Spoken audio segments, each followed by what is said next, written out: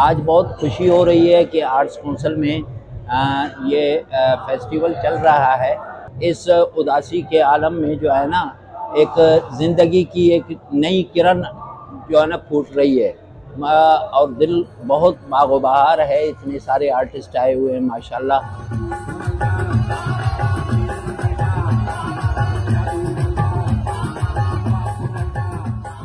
आजकल ये जवान पीढ़ी ने जो है ना मौसीकी को एक नई शक्ल दी है फ्यूजन के नाम से।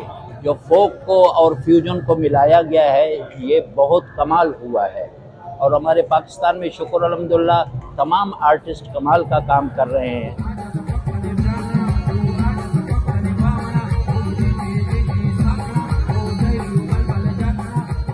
फोक मौसीकी बिल्कुल एक सादा म्यूज़िक है, क्योंकि ये फितरत की मौसीकी है, ये नेचर है, पहाड़ों की मौसीकी है।